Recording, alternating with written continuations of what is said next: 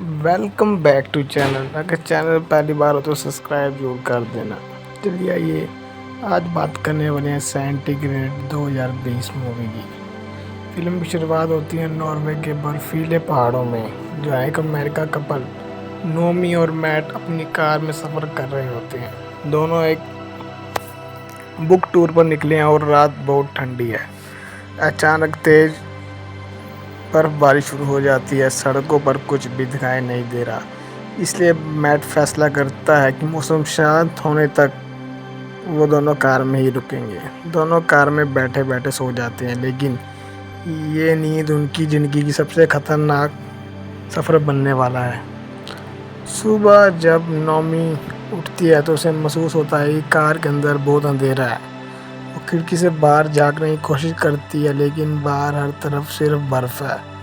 پوری کار برف میں دب چکی ہے. دروازے نہیں کھل رہے. چاروں اور سناٹا ہے. وہ دونوں سمجھ جاتے ہیں کہ اب وہ برف میں پھنس چکے ہیں. باہر کا تاپمان ہے -20 ڈگری. نیٹ ورک نہیں، سگنل نہیں اور مدد کی کوئی امید نہیں ملتی.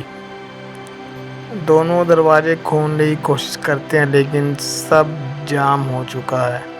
ان کے پاس صرف تھوڑا سا کھانا اور پانی ہے. نومی پریگننٹ ہے اس لیے میٹ اسے ہمت دینے کی کوشش کرتا ہے. وہ برف پگھال کر پانی پیتے ہیں اور خود کو جیکٹ و کمبل سے ڈھک کر گرم رکھنے کی کوشش کرتے ہیں. اندر کی ہوا جمنے لگی ہے اور دھیرے دھیرے ٹھنڈ ان کی ہڈیوں میں اترنے لگتی ہے. سمے بیتتا جا رہا ہے. دن اور رات کا فرق مٹ چکا ہے.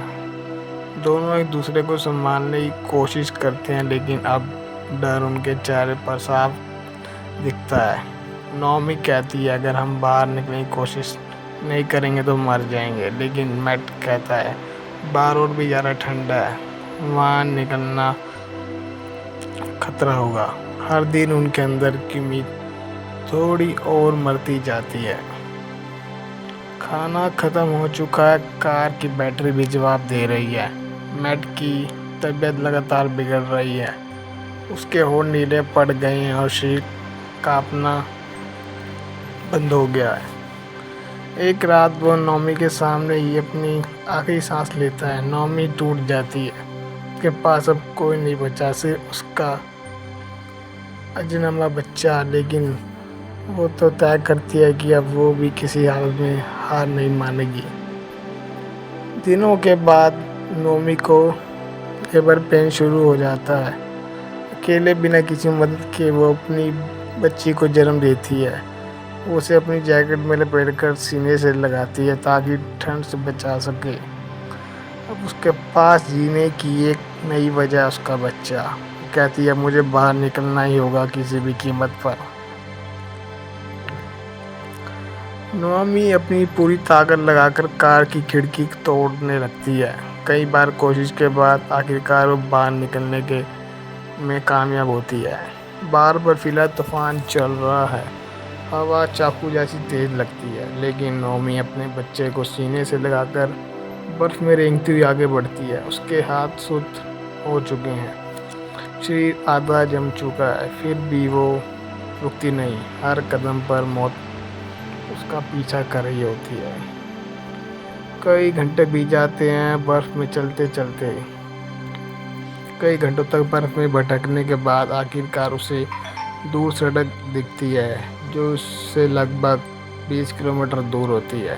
وہاں سے ایک گاڑی گزر رہی ہوتی ہے. ڈرائیور اسے دیکھتا ہے اور ترنت رک جاتا ہے. تھوڑی دیر میں ریسکیو ٹیم پہنچتی ہے اور نومی اس کے بچے کو بچا لیتی ہے. فلم کا انت اس بھاوناتمک پل پر ہوتا ہے جب نومی اپنے بچے کو گود میں لے کر آسمان کی اور دیکھتی ہے. اس کی آنکھوں میں آنسو ہے لیکن ان آنسوؤں کے پیچھے زندہ رہنے کی جیت ہے. کہانی سے ہمیں بہت بڑی سیکھ ملتی ہے. ہمیں یہ سکھاتی ہے کہ جب زندگی سب سے ٹھنڈی لگتی ہے تبھی امید سب سے گرم ہوتی ہے. انسان اگر ٹھان لے تو وہ برف سے بھی آگ جلا سکتا ہے.